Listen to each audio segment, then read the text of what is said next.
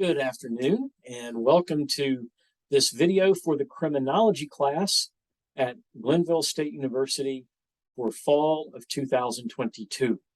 In this brief video, we are going to talk about routine activities theory. Now, the original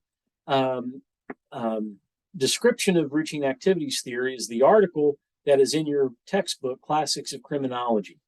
It was written by Cohen and Felsen. Now, the theory has been enunciated in a book subsequent to that article called Crime and Everyday Life.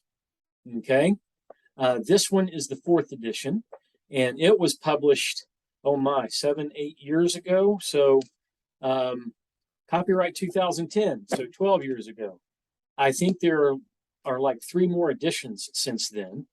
There isn't much difference in them, so I have not bought more updated editions on those. But kind of the historical background to this was that post-World War II, more and more women began to enter the workforce. Married women, not just single women. More and more married women would enter the workforce beginning post-World War II. As a result, many homes were being vacant during the day. Now, I grew up in the country of West Virginia. I grew up in the traditional home where, and in a traditional neighborhood where the moms were predominantly stay-at-home moms. On my particular street, where there were, I'm trying to count the houses, where there were 8 houses, 2 of them were vacant during the day, and we all knew each other. And we all watched out for each other. Even when we would go on vacation, we would watch out for each other. Meaning that if someone wanted to burglarize our house, people were there. We were going to call the police immediately. In fact, being raised in the country of West Virginia, we might have our own firearms and take care of them before the police get there, right? So what routine activities did was it looked at how many neighborhoods in large urban areas, medium-sized urban areas, and even some small urban areas had more and more 2-parent wage earners, so that there was no one home during the day. The houses were vacant. So routine activities theory by Cohen and Felsen, what they did was they looked at this and they said that there are 3 elements that are required in order for a crime to be committed. There has to be a likely or motivated offender, first of all. Okay, and these 3 things have to meet in time and space basically in space at the same time. So they're meeting in time and space. You got to have, first of all, the motivated offender. That's someone who is likely or wants to commit a crime. They may be opportunistic, meaning they're not looking to commit a crime, but if one presents itself, if they happen to be in the right place at the right time with the other 2 elements, they're likely going to commit a crime. So you've got a likely or a motivated offender. Number 2, a suitable target.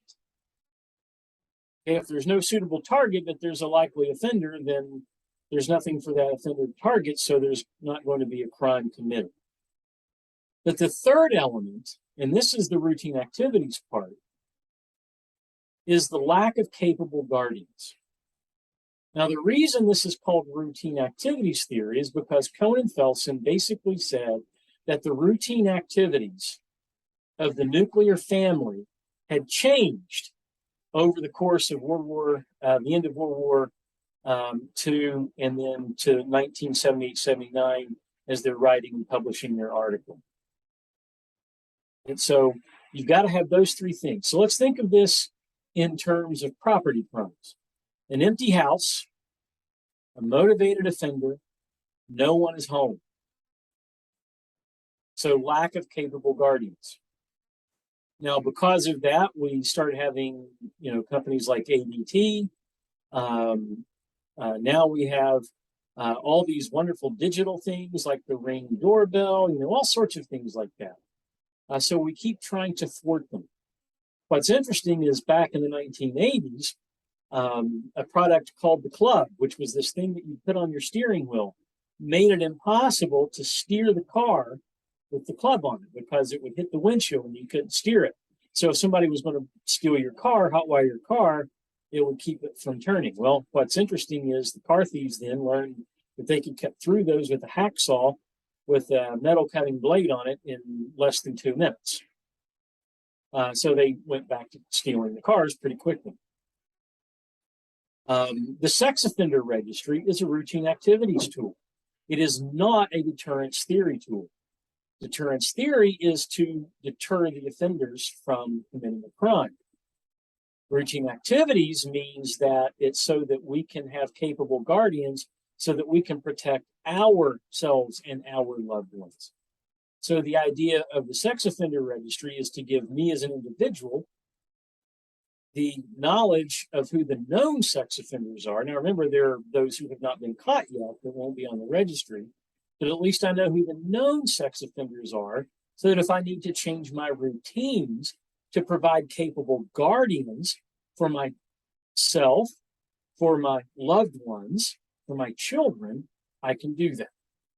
That's the whole point of routine activities theory. So remember these 3 things: motivated offender, suitable target, and lack of capable guardians. Those 3 things have to meet at the same time, in the same space, in order for a crime to be committed. We'll see you next video.